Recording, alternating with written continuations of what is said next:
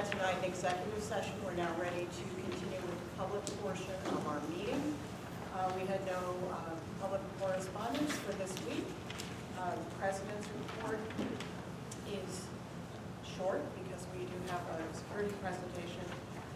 First of all, as all of you know, and as all of us know only too well, we lost students and faculty members in the Parkland, Florida tragedy last week. So I would like to take just a moment of silence for those victims, please.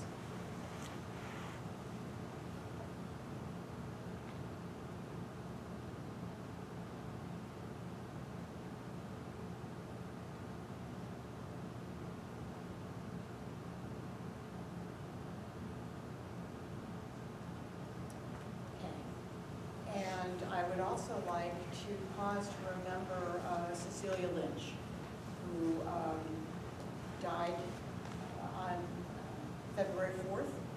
She was a history teacher at the high school for 23 years. She was a memorable person. She touched the lives of so many students. She was, and any of you whose children had her, I think probably had a very joyous experience with her.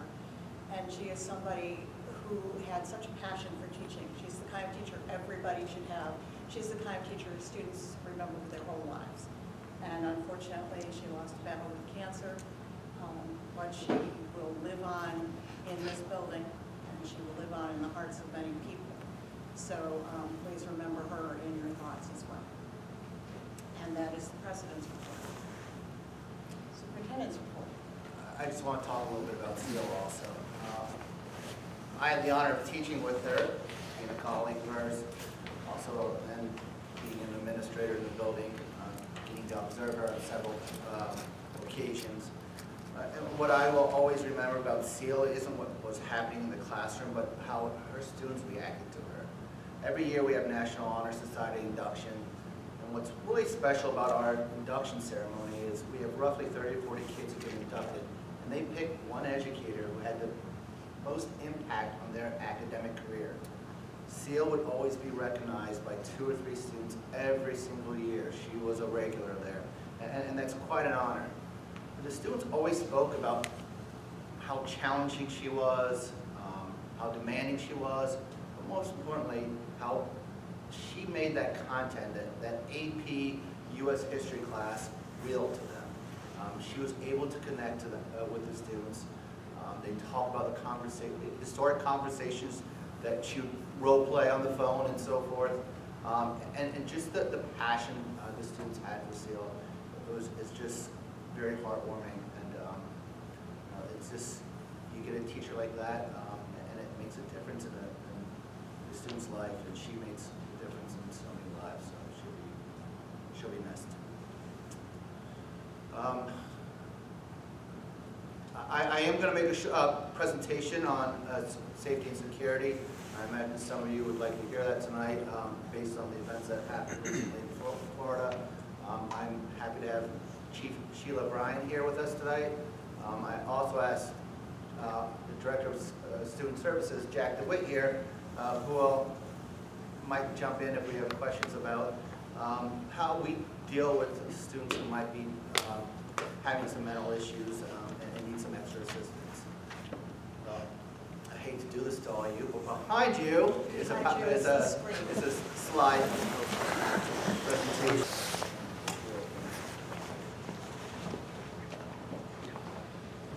And I should say we will have plenty of time for questions at the end of this presentation. So,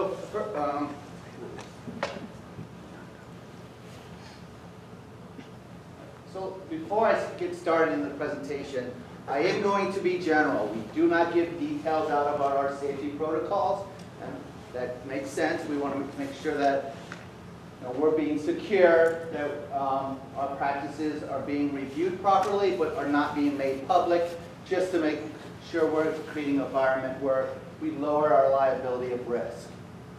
So what we hopefully all know by now, and especially the students because they've experienced it for a number of years, we have 2 safety drills every month. Back when the adults were in the room, it was probably 2 fire drills. When I first started teaching, it was 2 fire drills. That has evolved to 2 safety drills.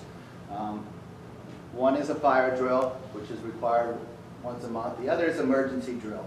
And we have different types of emergency drills. It could be an evacuation of the building, it could be a lockdown, it could be an active shooter. One of the things that we try to do with our emergency drills is make sure we're involving the local police. It gives them an opportunity to practice their skills and gives them an opportunity to become familiar with the schools.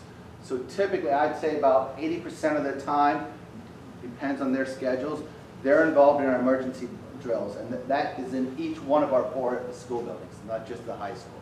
So they're coming into the buildings during lockdowns, checking all the doors, making sure everything's secure. And after those types of drills, we come into the administration office, there's a debriefing of what they observed. The administration will then debrief with the staff. Sometimes that will lead to changes in procedures, sometimes it's just tweaks here and there.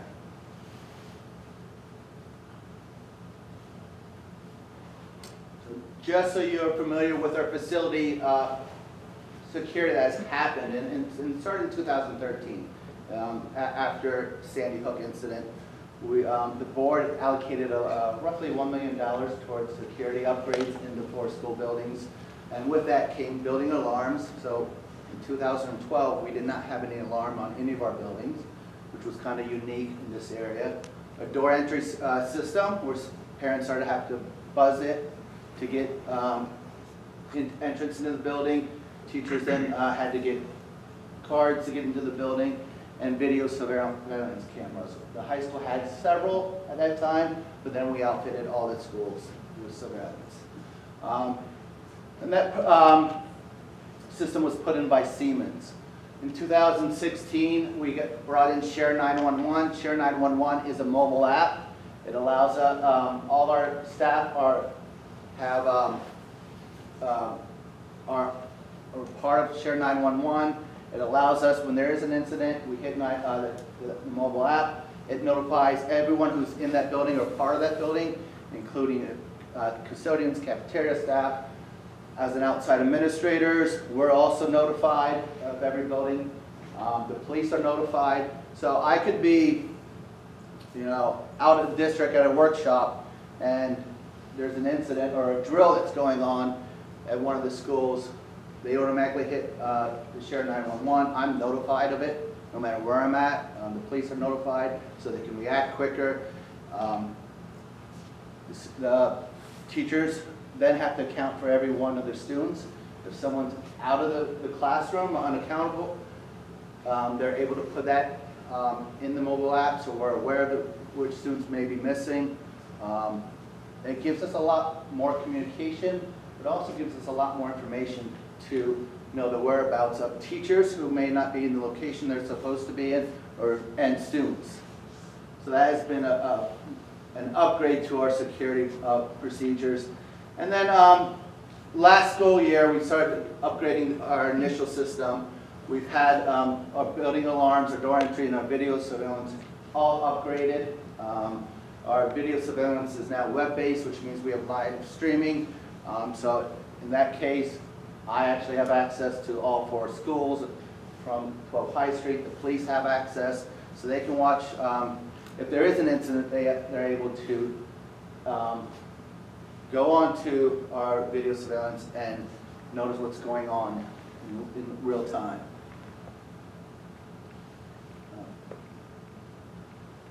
We've always had some emergency procedures put in place, but once Columbine hit, and then again Sandy Hook, it really started to define our procedures. And we really reached out to the expert to get a better idea of what we should be doing, what our facility-wise and protocol-wise. And here's a list of, I'd say since 2013, of consultants we used. First, we went to Glen Ridge Police, and actually Bobby Wagamuth here was the first one to do an audit on our facilities and look and really identify concerns based on our design, based on the way we were operating.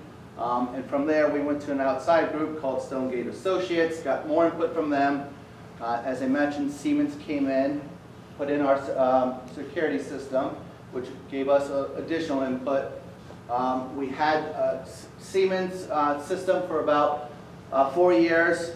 It became outdated. We brought in A+ Technology and Security, whose main business is security. They upgraded, as I mentioned earlier, all our security software and hardware. We added additional swipe cards. This summer, we're looking to put in additional video surveillance throughout the building. Another consultant group called the Rogers Group came in, looked at our buildings, gave us more suggestions, gave us input on evacuation routes, areas of refuge that we should set up in case we need to be evacuated from the building in an extended time period. And they came in about 3 years ago. The last 2 years, the Department of Education has come in and with school preparedness and emergency planning, and has gone into our buildings during one of our drills and again debriefed with us. They provided us a report on what went well, provided us some advice on what we should be tweaking. Their first visit, they did bring the Essex County Prosecutor's Office to assist in making suggestions. One of the things as building administrators and even as central office, we will constantly go to security workshops when they're offered. Prior to this incident, recently I had already gone to 2 this year. It's really about getting updates on how we should be handling situations. Are there changes in recommended protocols? And when we have those changes, that's a discussion that I'll have with the chief if we want to start implementing those recommendations. How is it going to affect her people? How is it going to affect our staff? How is it going to affect the students? Those are all things we look at prior to making any changes in our current procedures. With training, there's a lot of training that goes on, and I know sometimes that gets overlooked.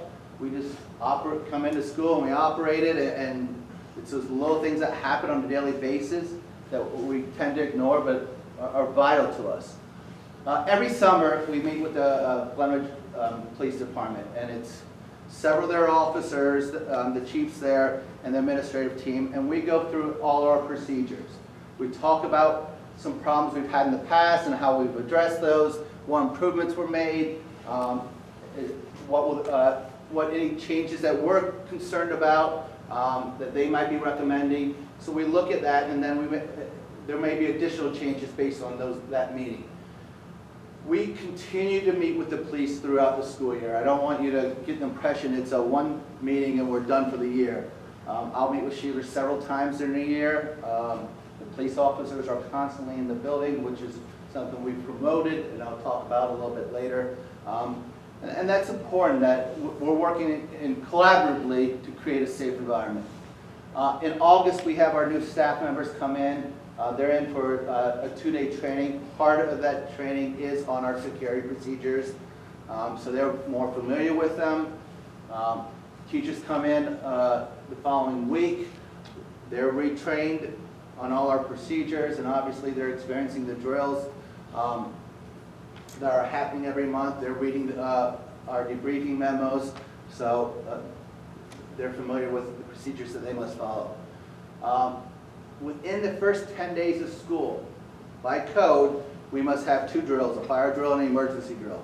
So the students are quickly, at the start of the school year, getting in that security mode. Typically at the high school level, they've had grade level meetings in the LGI, and security is a component of those meetings.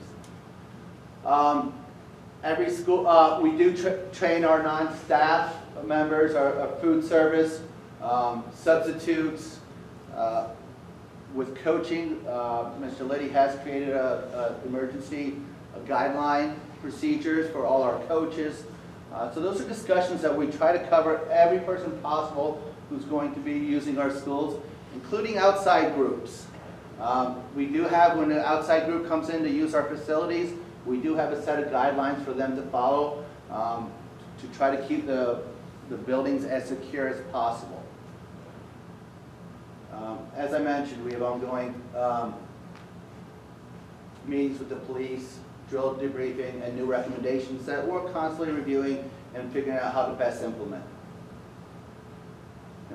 So there are a lot of security protocols in place. Part of the discussions I've been having a lot in the last week is not so much about what we're doing with facilities and safety protocols, but how we're trying to prevent these incidents from occurring in our buildings. And I've talked a lot about how fortunate our students are being in a smaller school setting, and I think a lot of them would attest to this, is if you're at Linden at Forest, you're talking 225 students, roughly 250 students in that building. The administration knows every single one of those students. Most of the teachers know every single one of those students. We get to know the students. We're creating an environment that really promotes a school community, a sense of pride, whether it's Paul's Up, if you're down at Linden, or the Fireflies now, Mr. Murphy putting on his little wings on Firefly Fridays. There's a lot of things that promote getting involved into the, and buying into the school community. And that's the first step of really preventing incidents, is making sure everyone's involved in the school community.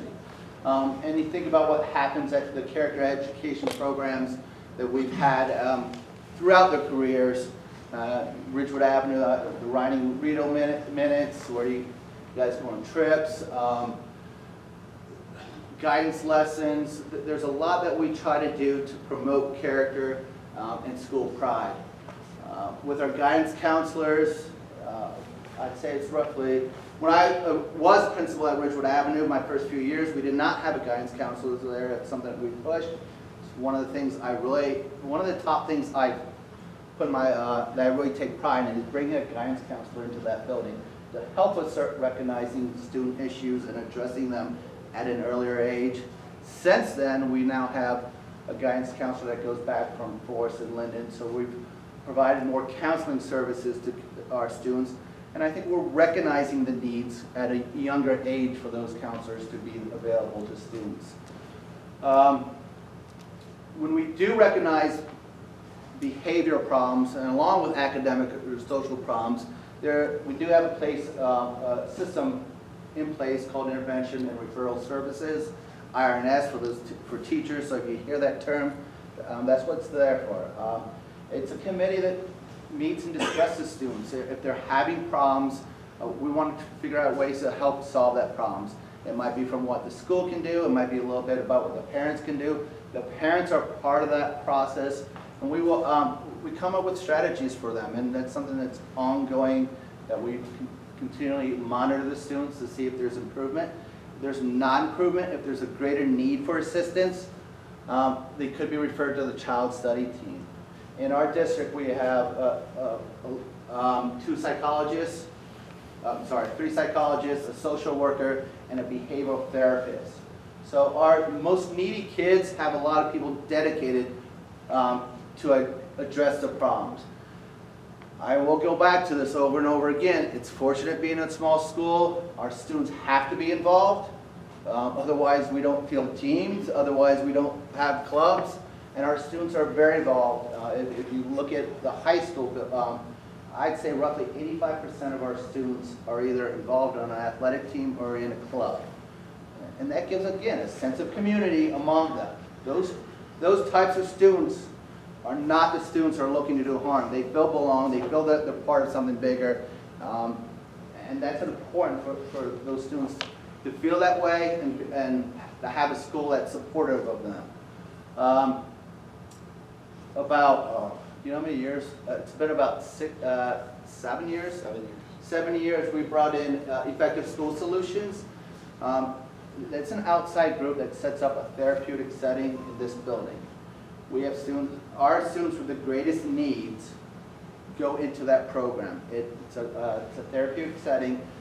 We have 2 periods of it. 1 period is for the middle school students, 1 period is for the high school students. They meet every day in a group setting and have a therapy session. And they work on different aspects of whatever issues they may be having. Those students also then get at least 1 private session during the week. So we're offering a lot of assistance. If we have a greater need beyond that, that typically then is going to Jack, and we're looking at different possibilities that may not be part of this district, and maybe a placement outside of the district. One of the things that we've been also trying to do is just get a greater police presence in the building. And I don't mean a monitoring presence, but just a presence of them being in the building, assisting us out, assisting the students out. We have the DARE program, which works great. For the last couple of years, we've had lunch with an officer, where third grade, correct? Third grade. Every third grader at one point will have a lunch with one of the police officers, which is a great way for them to interact. At the high school, we've tried, we've done a lot of different things to get the police in here more often, besides having them here more frequently at evening events. We've had them come in and speak to our students more frequently, whether it's in a group setting, whether it's talking about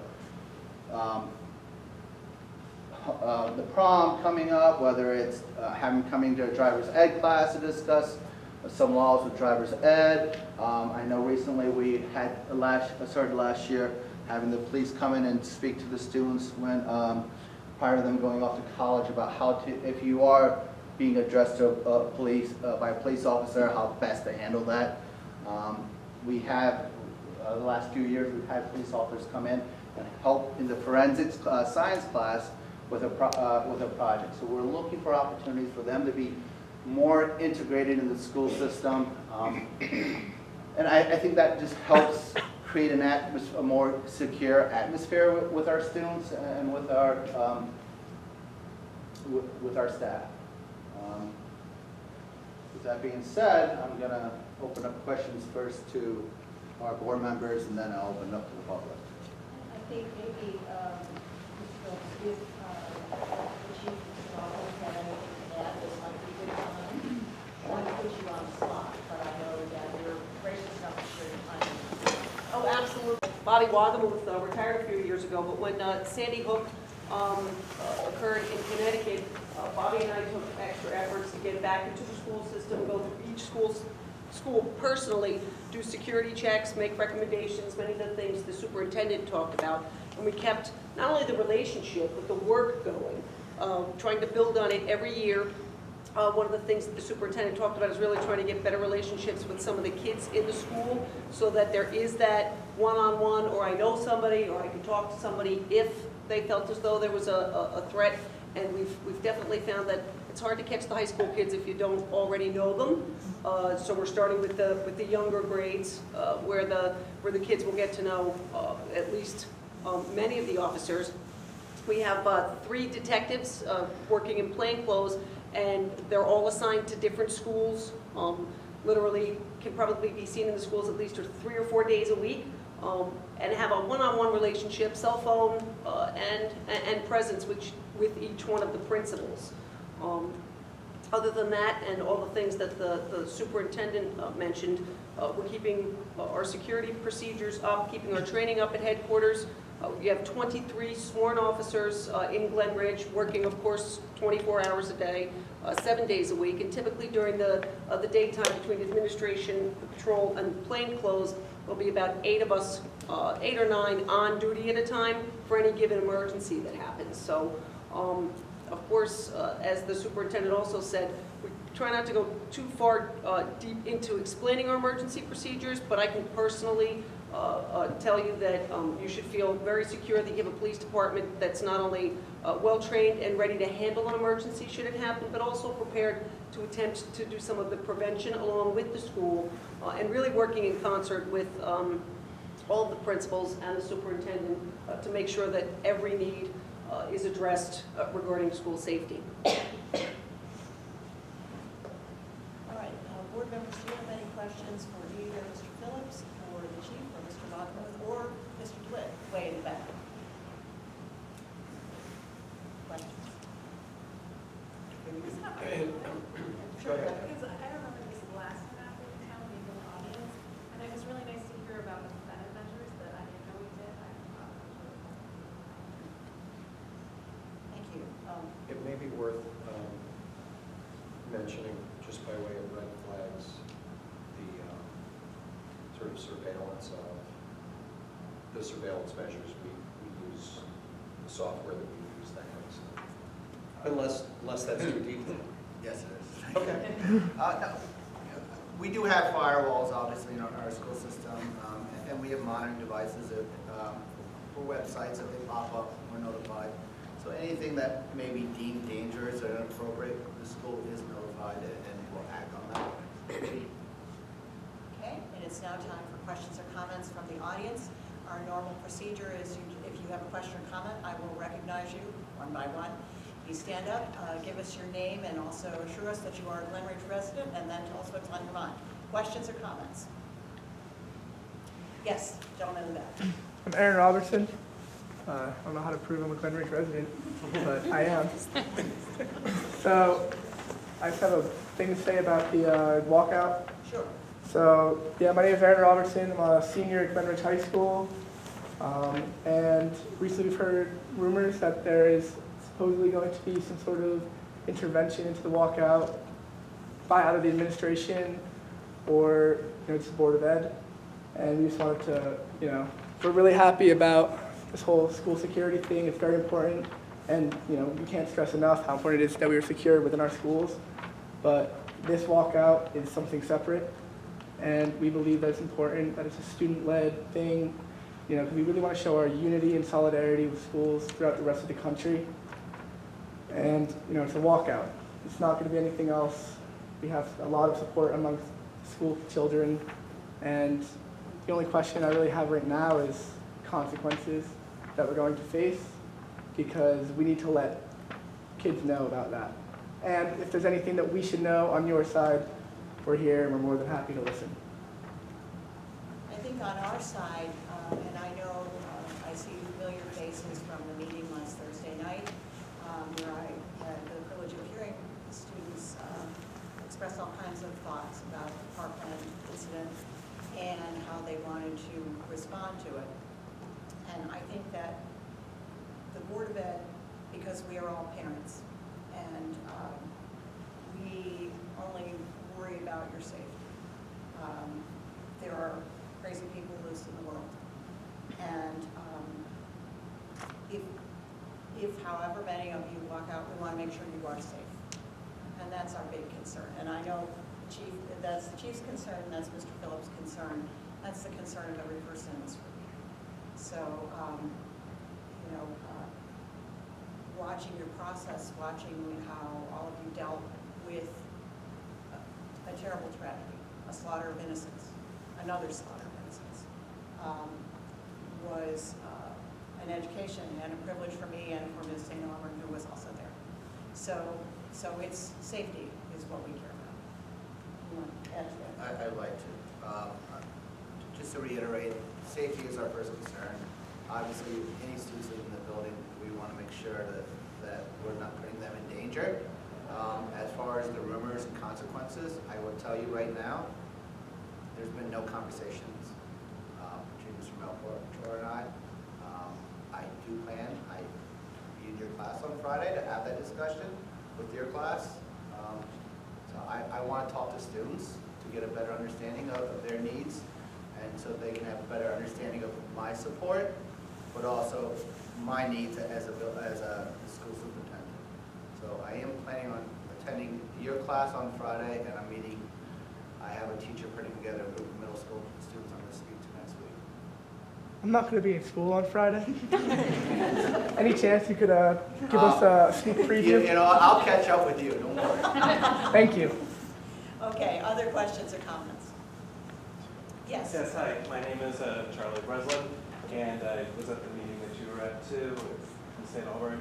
It was very interesting. Some of the students have talked about how they felt about the incident that happened in the fall. Unfortunately, it came up. And as a Ridgewood Avenue school parent, we're worried. We're wondering what guidelines or the district of what should the children know, when should they know it. When the lockdown started, I was still a Forest Avenue parent, and we kind of danced around it in case foxes get in the building, or I don't know if we ever, as a community, really thought about what we're doing, what we're sending as a message, and I don't know if you, in the board, have any thoughts about that. Well, we can start. Why don't we start with what is the practice and procedure now, and work out from there. Just reference here. The fall lockdown, we did have an intruder in the building, ended up being a student from another school. We went down into lockdown because we were not familiar with the student. We didn't know what danger we were facing. In that case, I was actually locked down in the building also with very little communication, and I understand the anxiety that's associated with that. But we don't have the information. It's an instantaneous incident, so we don't know what's going on, and we're not going to ask the police to communicate with us. We're asking them to take care of the situation first and foremost. What occurs then is sometimes misinformation goes out. We prefer our students not communicate outside because sometimes, and it did happen during that lockdown, they're communicating information that's incorrect, that's causing the situation, to adding new twists to the situation. In lockdowns, we prefer that students are not using their phones. Lockdowns are supposed to be a quiet, students are supposed to be locked in the room and be quiet, so hopefully the intruders don't know if that room's occupied or not. So if students are on the phone making calls, phone's ringing, that's causing problems. And that's putting other students at risk. So our protocol is that students shouldn't be using their phone. I think during a situation like that, it's going to happen, but we're trying to minimize it. Right. And it did happen during the I think my lockdown. question was more towards the aftercare, because just in our meeting, towards the end, there were a lot of students who were voicing maybe my impression, and I'm by no means like, a therapist, but some unresolved anxiety, some unresolved questions. One question that was put to, Ms. Ginsburg was, why couldn't we have information? Why do we know? And she very,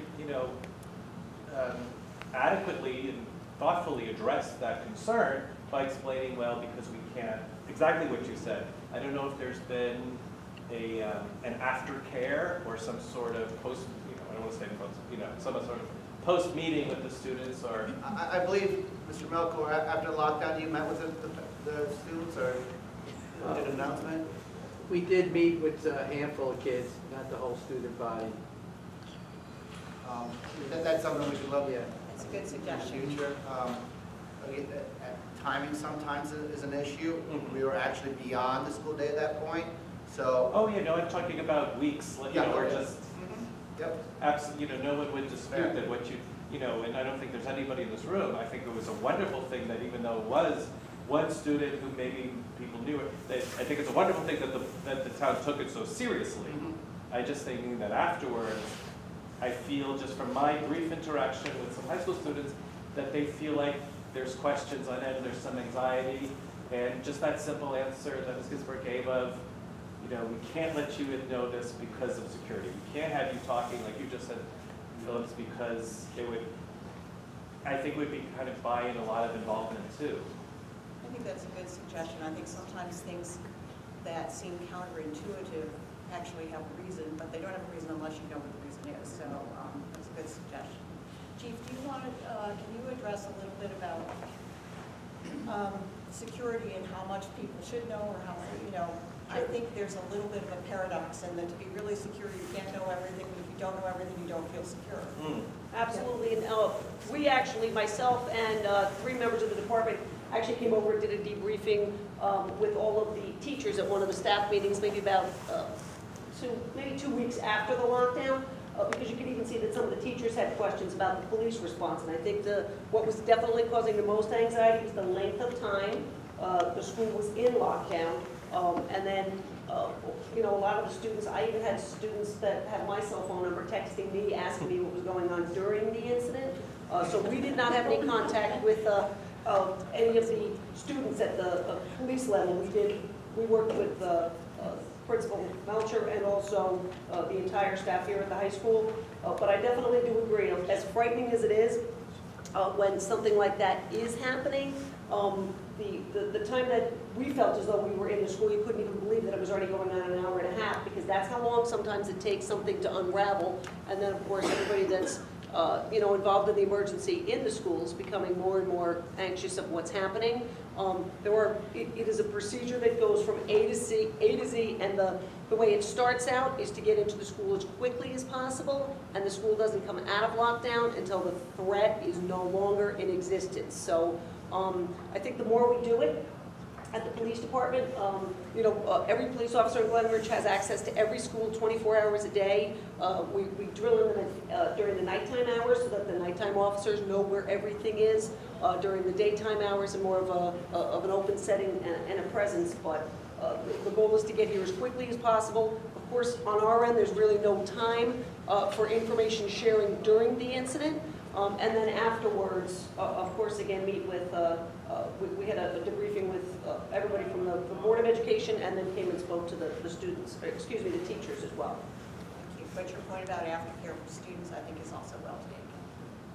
Other questions or comments? Was there Oh, a I'm part to sorry. your question, Well, there was though, about just, Charlie, yeah, about guidance. like how we speak to the younger children about the purpose of the drills? Was that, did I Yes, the misunderstand? guidance for, those of us in Ridgewood Avenue where we see, even in our own families, the difference between 3rd grade and 6th grade, and they're communicating and Right, how I we don't think explain to the children. I can tell you as a parent, I never really sat and thought about it until recently. And I think it's something that's a community we can think about. Yeah, at that age group, the younger students, we explain that there's emergency situations we have to be prepared to handle, and it could be as simple as there's a gas leak in the building that we may have to evacuate the building because of that. It may be that there's a medical emergency in the building that needs to be taken care of, and we can't be in the hallway during that time period. It could be there's an outside activity. We live by the train station, a busy corner, the banks. So if there's an incident out there, they may want to restrict our movement within the building and outside the building. And those, we keep it pretty simple and pretty vanilla for the younger students. I think as they're getting up, and I'm sure some of these students back here, they've experienced these drills for a number of years. It's just become a norm of school operations now for the last 5 years. When I grew up in Ohio. Tornado drills happened in school, and I didn't ask. It's just you did it. It was part of the norm growing up in the Midwest. Unfortunately, this has started to become the norm in this country. I was recently at a national conference, superintendent's conference, and attended a security workshop. And I think New Jersey is probably a little more progressive in the demands of school. Some of the states talked about they only have a mandatory one emergency drill a year, and students aren't familiar with the process then, if that's the case. So it's a little bit of age appropriateness with the students, but it's also as the students, if you think about they're going through this experience starting in pre-K, by the time they get into 4th or 5th grade, they're not even, or younger, they're not even thinking about it anymore. It's just becoming on, unfortunately. Did that answer? Is that? Yeah, I think, it did address it. I think though that it's maybe more, I have to give some thought before I continue on it, because I do. You can always come back. Yeah, we could always come back. Unfortunately, it's not going to go away, but I think, so I hear you on the 3rd graders, but then they also have 6th grade brothers and sisters who then go in and tell them, and I think it's coming to a hill more now, because we're all more, we're all more engaged, and we've all hit that point, so it's in the news, we're active, and I'm just thinking, where's the balance? And I think it's a conversation that somehow involves us all. I do have our Director of Student Services back there. Jack, you have any input about? About how to talk to our youngest students and then some of our older students or students who might have siblings. What is the best way to handle that? I think it's the level, I think Dirk touched on it before, it's the level of appropriateness and developmentally, what we're going to present to someone who's in kindergarten and 2nd grade at one of the lower buildings is going to be different.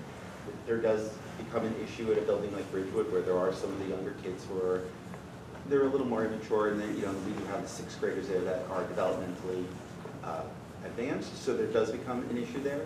There are guidelines that the National Association of School Psychologists, the APA, the American Psychological Association, does put out. And I know that the counselors, I know Ms. Bass and Ms. Koblinski have shared that with the teachers of how to address that in the classroom. I know that Ms. Bass, for example, has gone into different classrooms to address it, to talk to them. So I think it's something that they do address, but it really is looking at the developmental level. I know Ms. Koblinski has done that up here also as the student assistance counselor. So I think it's looking at each grade level, and it's handling it that way. It's going to be difficult, especially when you have third graders and sixth graders in the same building. I will say, like Dirk had mentioned, as far as what's acceptable and what the kids, my daughter is 10 and she thinks nothing of it at this point when they have drills. It's something that's just part of life now. I've had conversations with her about it, and the conversation that we had when she was younger is much different than we're having now. But I think a lot of it then goes back on coming back home and as a parent discussing it with them and maybe having that talk with an older student that what's appropriate to share with your younger sibling, like any conversation that they might have. So I think it's a collaboration, but I know that, like I said, Ms. Bass and Ms. Koblinski have been very helpful in the buildings dealing with that as far as reaching out to the teachers and talking with them, especially at Ridgewood. I know that's something they've done. Thank you. I can certainly feel the home problem. I have a first grader, fifth grader, and ninth grader. Trying to keep that first grader innocent is very difficult. Yes. Other questions or comments? Yes, in the very back. I'm Simon Ogilvy. I'm a senior at Glen Ridge High School. And I'd like to ask the administration or the board if there is any plan or outline for the walkout right now. We're having ongoing discussions. There's no plan. Again, I'd like to speak with the students before any plans are made. I'd like to. I've had some initial discussions with the chief and with Mr. Melchor, but we're not. We have no concrete plans this time. Okay, it's just as of right now, the students feel that we don't want this to feel like it's just a drill, like just like a fire drill or something like that, because we're afraid that it would take away the whole point of the walkout, because it's not, walkout is not against Glen Ridge High School or the administration. It's about what we feel very strongly about in gun legislation. Now we know that's political and it might be it's a touchy subject and administration might want to depoliticize it, and we kind of get that, but I think that we need to let the students run it because that's the whole point. So I guess we could talk about this more after you meet with the students on Friday, but that's what we feel like we need to do. You guys in the same class, period 8? What? Are you guys in the same class, period 8? No, you're not. What? You're not. All right. I'll be taking history class at period. Other questions or comments? Yes, Megan. I just have a comment to make as a parent. We've all been watching our kids process what has been happening in the past 10 days. And throughout the history, our youngs have always stepped out and have been responsible for some of the biggest changes in our country. And I believe we may be bearing witness to another huge change.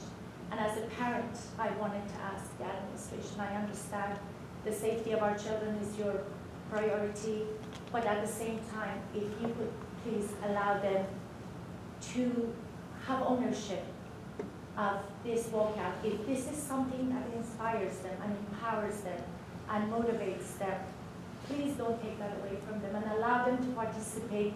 They are cautious, they are careful, they've been doing sort of practices of walkouts for years and years and years. They know how to walk out safely to the front lawn. They're not planning to go wild on the street or party or anything. So allow them to do what they need to do with Of course, our police department is going to, our police department is there every day at 3 o'clock as they get dismissed. So we are used to having them and we appreciate and we want them there. But allow the kids to do what the direction of what they are going. Allow them to do that. And hopefully they'll inspire each other and they'll inspire us and they'll inspire some change in our society, which is much needed. So thank you very much. Thank you. Yes. My name is Gretchen Moss, I live in Glen Ridge, and I just want to second what Megan said. I feel like these kids here are our future. They're going to be responsible for making change in this country. We haven't really been very successful with it. It was the students in South Africa that ended apartheid. It took 18 years, but they did it. I think let them do what they need to do psychologically and to send a message to the administration without repercussions for doing what they feel in their hearts is the right thing to do. I feel very strongly about that. Thank you. Other questions or comments?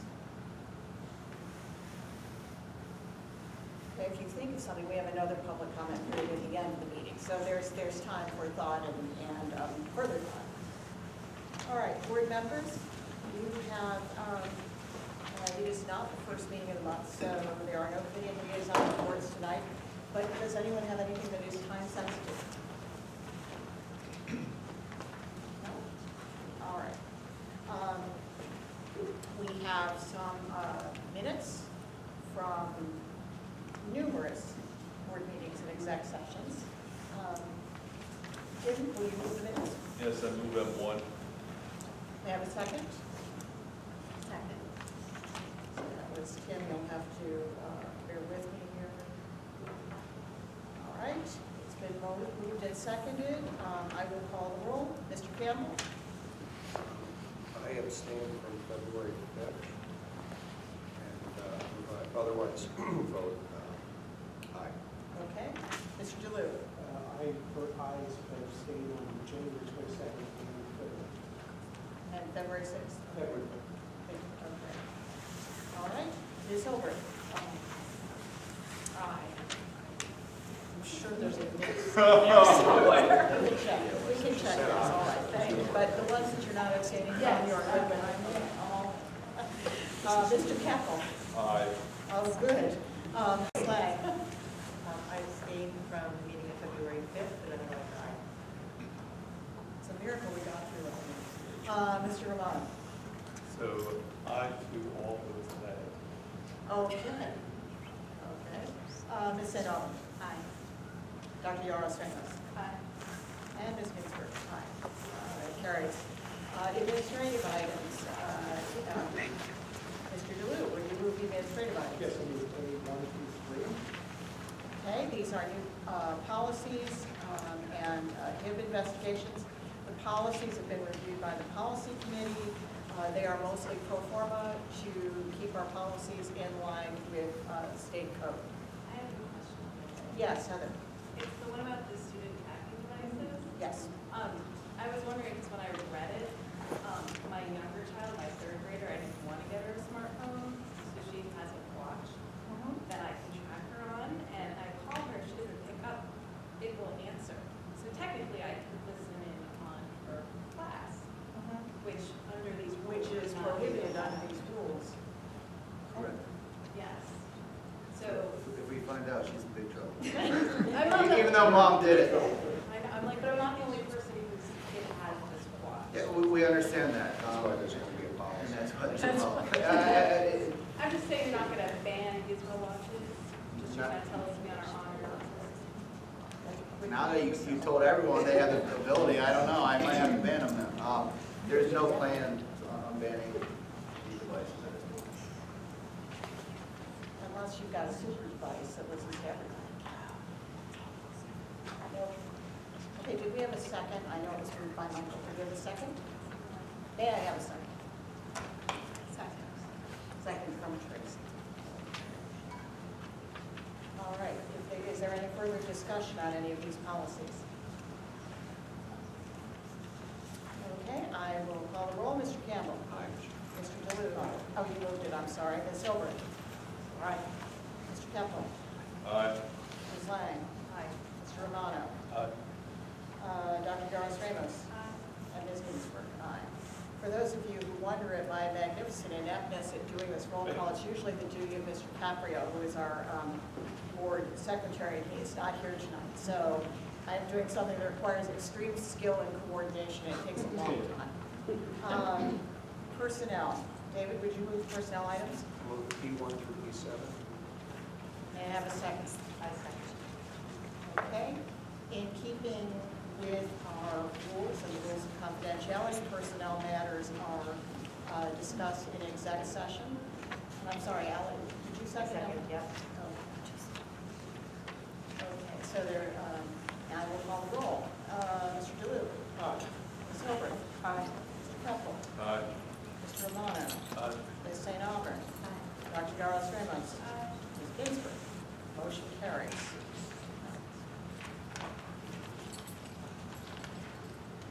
Okay, curriculum. Michael, would you move the curriculum items? Yes, we need C1. Okay, may I have a second? Second. Second from Heather. Okay. Now, any questions on these curriculum items, which are all field trips? I think that you'll have to appeal to the faculty advisor for chaperone duties. Any questions? Sir, does this group going to the National Arts Honor Society going to do any fundraising to help defray the cost of this? I'm not sure. Typically they do. Okay. Every year it's coming. Because that would be my only concern with the trying to reduce the expense for the students. All right, any other discussion on the curriculum items? Okay, Mr. Campbell. Aye. Mr. DeLuca. Ms. Hilbert. Aye. Mr. Keppel. Aye. Ms. Lang. Mr. Romano. Aye. Ms. St. Aubern. Aye. Dr. Garros Ramos. And Ms. Ginsburg. Aye. Motion carries.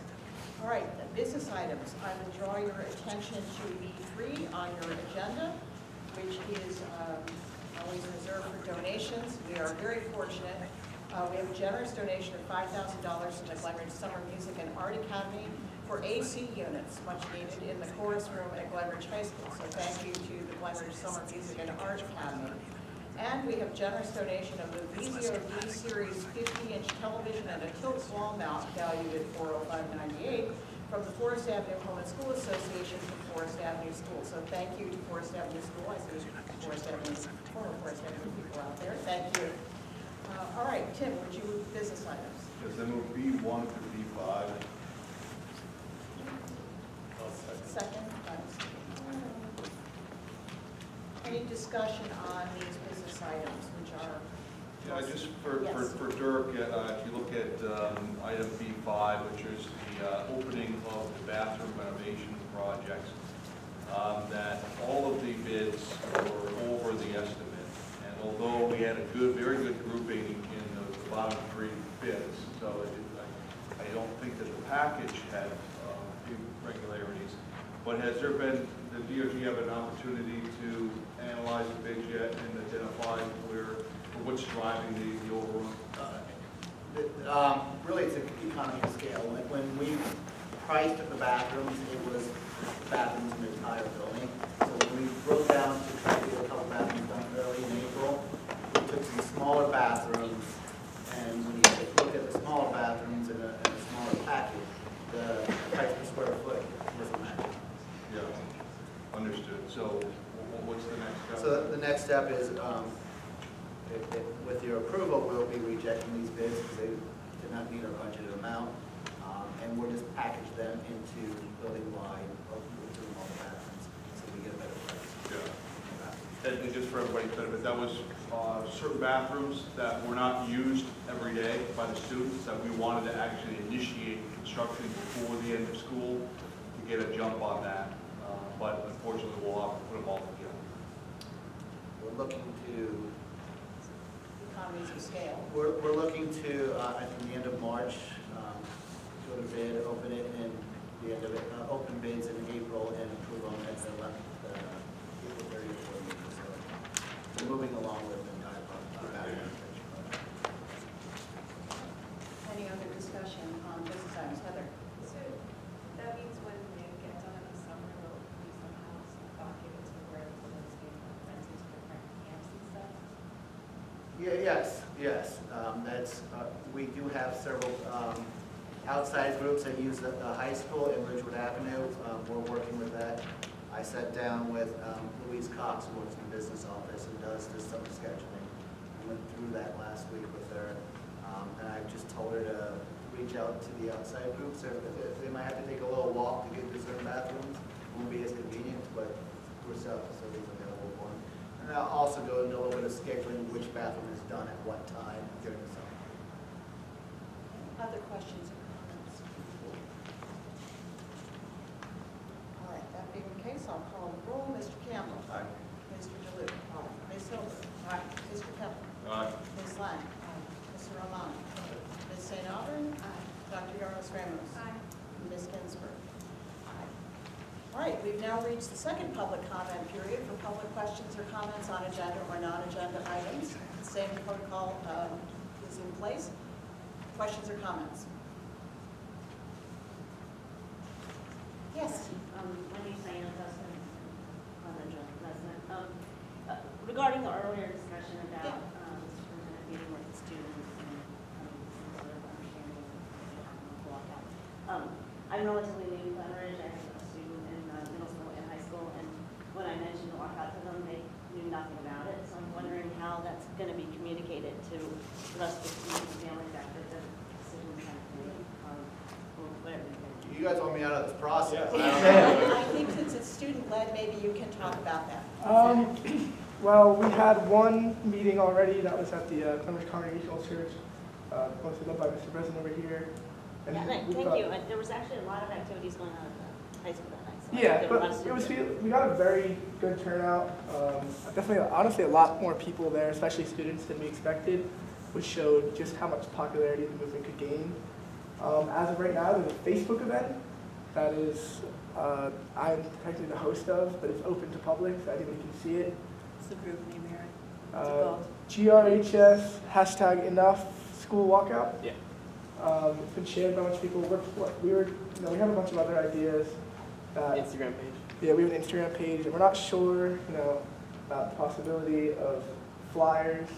We have to talk to administration about whether that would be allowed. And then, we're hoping that by next week, by word of mouth, it'll kind of spread. We're telling people, tell their friends. There was a girl there who was in 8th grade, said she was very interested, but she wasn't sure how she could get the middle school involved. So, I offered our help to her, walking around the cafeteria, telling them about it, seeing what we could possibly do to get them involved. But it's also really important to stress to these kids, this is not something that they have to do. We're not going around saying, everyone's walking out, like, come on, walk out. It's, look, this is what we're doing. If this is something important to you, please join us. Show solidarity and unity. But if this is something that, 1, you're uncomfortable doing, 2, isn't something you believe in, or 3, you're just not the type of person that likes doing this type of stuff, feel 100% free to abstain. And that we just want the word to be out there, and we want to have the freedom. Even if there's consequences, most of us will face the consequences, but we just want people to know that this is what we're doing. If you're with us, join us, and if you're not, it's fine. Thank you. So hopefully, What's the Facebook pages again? yeah, GRHS, hashtag enough Enough. school. I don't know if they want I can pull it to up. friend me on Facebook.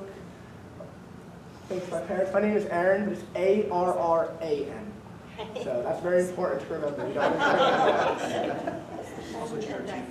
And then we might do stuff on GRTV and just try to, get the word around. But nothing. Yeah, and then we're thinking about some sort of club that we could do, but make sure that we're not making it a political club, and making sure that we're just keeping it as a human club. Humans. So, You said young voters. yeah, young voters. Young voters. Young voters of all parties. I'm just curious about the message that I hear you talking about walking out, and I hear talking about, but what's the driving message Yeah, for so- the walkout that you're communicating to all of? Yeah, so this is definitely something really important within it, so that's why we wanted to try to get another couple meetings so everyone can come and understand this. It's not about Glen Ridge Public Schools, it's not about Glen Ridge Board of Education.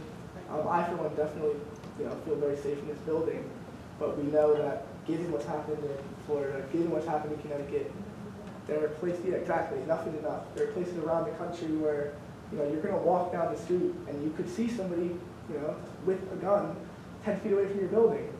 18-year-olds can buy assault rifles in various other states. So the message is to say, We're with everyone who's the victim of this, and we want to come together and show that we're for change. We're for positive change. For gun control. 17 that was what I was looking for. Other questions? Oh, I'm sorry. Oh, sure. If Aaron lets me, I'll probably put a message out to the parents if this is gonna affect the school day. We kind of like the parents to know about it, but I have to get his permission first. And one thing that I must say apropos of student-led movements is I was sitting last week, and this was right after the event in Florida, at an event with with Liz Greenwald, who's the majority leader in the New Jersey legislature. And we were talking about the fact that these massacres keep happening. And one thing he said, and this was in reference to students and student action, was that it made him feel like it was different this time. And that, I think, is a very hopeful thing. So, so I think that Mr. Phillips will come and talk, you'll have a discussion, it will be fine. Other questions or comments? Yes? It's 17 minutes. We're just gonna, our plan is to walk out to the front lawn. We're not gonna cross any roads or anything and come back. The whole issue that we might have with an email out to parents, with some sort of announcement in the building is that, we don't want anyone to think that this is, your movement. Like, I know you're gonna say, like, kids are gonna do this, but like, We can discuss it. Yeah, I mean, Aaron, apropos of the last question, if, as a parent now, if the school administration, if this is happening and the school knows it's happening, and it's definitely your thing, and you guys are gonna do it, that message is clear, it's great. If the school doesn't communicate anything about it to parents, then they're really not, they're abdicating their responsibility to those parents a little bit. It really looks silly if the school knows this is happening and doesn't say anything about it, without trying to shape your message, without trying to bring you in or run it for you or anything. If the school doesn't say anything to the parents about it, I think, as a parent, I would say, where are you guys on this? Did you even know it was happening? I could guarantee that in 2 weeks we would get questions like, why didn't you tell us? You knew the whole school was walking out, even for only 17 minutes out into the yard. So just a little something. Again, I think you guys have made it abundantly clear, extremely articulately, with no help from the adults in the room at all, but exactly that it's your thing, which I think, I mean, I just feel like unanimously we're all in favor of that. Yeah, But for Dirk to say absolutely nothing to anybody about it, I think, yeah, we understand the responsibilities you have. We definitely want, ahead of this, an open communication where, we're not going to tell you, oh, we're doing this at 10 o'clock on March 14th, and then 9 o'clock we all get up. But we definitely want, we don't want to catch anyone by surprise, but we just, want to make sure that kids are receiving an email, saying, oh, like my class is going to be going on from 10 to 10:17. This is an excuse for me to just go out on the lawn and, catch some fresh air. Like, we don't want kids going out to post it on their Snapchat stories, post it on their Instagram. Like, we want, to show solidarity. and it also sounds a little bit like there are rumors that there's a plan afoot and it's going to be scuttled and all that. I mean, you heard him say it. It's right now it's in the middle of an open dialogue. Okay. So rest assured that whoever's starting those rumors, they're starting them to start rumors.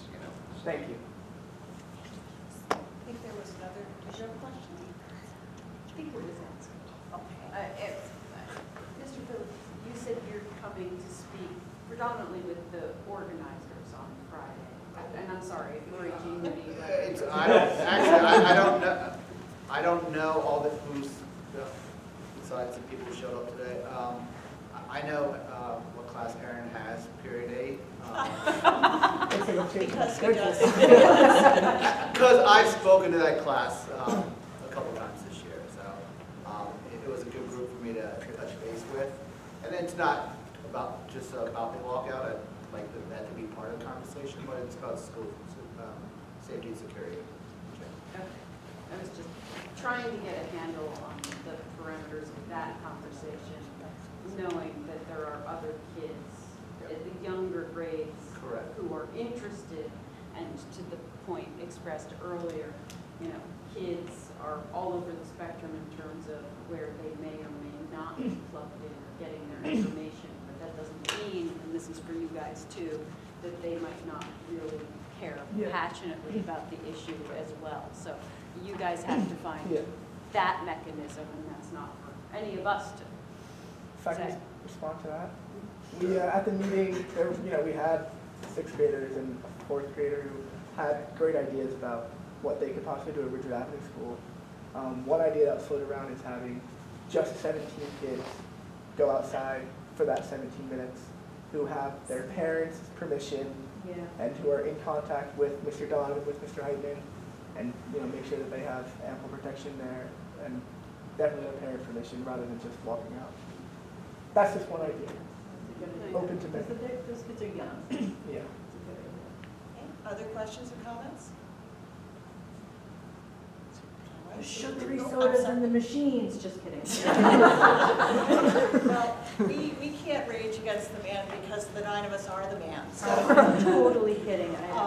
any other questions or comments? Seeing that there are none, may I have a motion to adjourn? Moved by David, may I have a second? Second from Alan. Okay. Thank you all. Thank you.